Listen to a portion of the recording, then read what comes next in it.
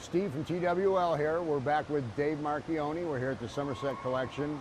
And this particular display is probably, oh my gosh, I remember that, because this is what a lot of people will remember. It's all the treats and comfort foods and snack foods that you remember as a kid, that some of you probably even forgot some of them, but they're represented here, and it's just incredible. We kind of tried to do an overview. We wanted to have a little bit of everything that we thought people would remember. If you look at the table on the far end, there's a Stroh's, the old paper ice cream quarts when they used to come in the paper squares. Kresge's dinette stuff when you used to be able to sit down at the luncheonette. Kresge's? Yeah, some of the strawberry sundae napkin holder is, the little tins. The Saunders uniform in the back is interesting because it's not an ice cream uniform, it's from their confectionery area. So that would have been the guy that actually made the ice cream as opposed to the guy that was slinging it. Wow. Then, of course, we've got some Twin Pines wrappers here from the ice cream products. Then cans when potato chips came in cans. But we talked about it a little bit earlier. It's one of my favorite pieces, and it's kind of overlooked. Kind of stands out. If you look at the tin, it's a tin of La Choi's chow mein. Now, not a lot of people realize that Detroit had a heavy Chinatown presence. On the Cass Corridor was the second iteration of it, probably the biggest and most popular. But it was a whole string of Chinese restaurants. The Detroit Historical Society, we did an actual focus on that Chinatown area that was really well received. We had some people from the neighborhood, Chung's, the family, Chin's, the family that had the Chin Tiki. A lot of that group came out. Wow. And people don't realize it, and you and I are about the same age. I remember the La Choy makes Chinese food commercials. I remember La Choy, but I didn't know it originated in Detroit. Nor did I. But yeah, when we move forward with that, we found that it doesn't really go with the potato chips, but it's such a neat piece of Detroit history, we kind of found the need to include it. I absolutely agree. It's one of the first things that draw my attention. Well, and there's a little bit of, we try to make these visually interesting, so the Saunders sign, there's candy boxes on the wall. A lot of people remember that presence where, you could go to Saunders and get candy for Valentine's Day or your girlfriend or just for the pure love of chocolate, like I prefer to get candy. But yeah, this is easy history. It's all the things that you remember, things that you that give you a warm fuzzy, things that you may have forgotten. Yeah, we've had three generations come through where the grandmother walks the mall and watched us put it in, and she pulled me aside. She said, I watched you put this in from the time it started, and I knew when it was open, I'd have to bring my whole family to see it. So it's neat getting that interaction with people. I say it again, I'm so jealous. And our friends at Somerset if you come, they're printing off the posters. I think this is great. Well said. Well, the famous quote is Bourdain's. Anthony Bourdain had a quote about how he wishes he was cool enough to be from Detroit because it has such a blue-collar feel, and you feel being a Detroiter. It's not necessarily something you can experience otherwise. Wow. And being a native, well, I read that when it was sitting over there, and I was like, that is so well said, and that is actually exactly how people feel here. Well, it's, you and I have talked before, and I travel all over the country, and people find out you're from Detroit, and they give you a look. Yeah. I've been in areas that were rough, and the guy gave me a look like, "Wow, you're from Detroit." You're a badass. Man, look, I lived it. I lived it. It's not something that occurs to you. Yeah, it happened to me once. I was at a business meeting back in the '80s in Kansas City, and it was a table of about 30 people, and the guy having it, I was at the head of the table, and he says, "And what do the boys from Detroit have?"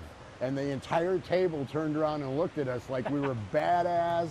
It was kind of cool. That's the first and last time that happened to me out of state. That's funny. And we're going to move over? Yeah, let's move over and look at... So what we've got here, we talked about snack foods. So now we're going to go into beverages. And in any of this, we could do a complete exhibit on any one of these things. But to kind of get an overview of things, so this is a little bit, there's Verner's, which of course everybody remembers, Verner's, which is still in production. The little cash register on top is from the James Verner Pharmacy. Wow. So that's from Mr. Verner's actual pharmacy. Wow. And that's, as collectors know, that candy store cash register are the most valuable because they're small. Right. Those national Detroits weigh like 600 pounds. So those little candy store ones guys like. Absolutely. If you look back on top of the Coca-Cola cooler, and although Coca-Cola wasn't started here, it was started in Atlanta, then we did have a bottling plant here. And it gave us a place to put all those bottles. So, there's E&B root beer, which was Detroit. There's a selection of Stroh's, cans, bottles, the little ponies. If you remember the little nickel bottles. I do. There's one of my favorites on the rack is the Belle Isle Ginger Ale, second rack up, green bottle with the paper label. Another kind of unique local piece. And the the only other Belle Isle bottle I've seen is the Belle Isle sparkling water that is in Ken Pointer's collection. Interesting. And that is my favorite thing in his collection. Every time I see his collection, I go over and pick up that bottle because I am just drawn to the graphics on that. That is only the second one I've seen. And I think his was sparkling water. I don't think it was ginger ale. Yeah. That's incredible. I'd love, and that's, of all this, you know, we've got a lot of Town Club. I have a nostalgic feeling for Atlas because my uncle used to have a gas station. And part of my employment there was he paid me minimally, but I could drink all the pop I wanted. And all he had was, they had a cooler full of Atlas. Yeah. So, and it's like Town Club. It's like water with food coloring in it, essentially. But I don't know if a lot of people realize it, but one thing about Town Club was they had stores all over Metro Detroit, and you'd go in and they would just have cases of bottles of pop soda, and you could walk around as a kid and pick and choose and customize your own six-pack or case. Yep. And I remember that being the most incredible thing. And then in the back of the store, they had fountain machines where you could actually pour glasses of each pop represented on the floor and taste it and walk around. I remember as a kid, that was one of my fondest memories, was being able to walk around and customize my case of pop. wow. Yeah, I remember Town Club, but I don't remember that part of the experience. There was one right at where our old store was, the pool place next door. That was it. Huh. That was it before it was a pool place.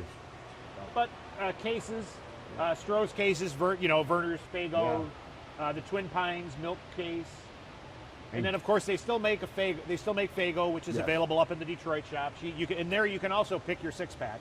Yeah. They have the cardboard six-pack do holders, they? and you can go in and pick whatever flavors you like to take home. As a kid, I just remember that being like exhilarating. The other thing is the original name for Fago.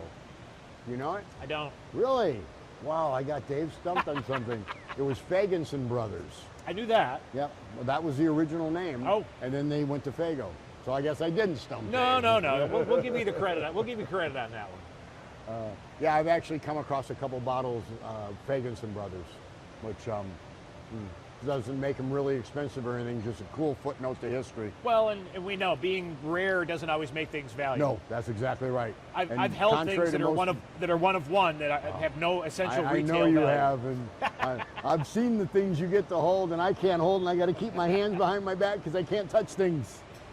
But every experience like this with you is just incredible. I truly enjoy them.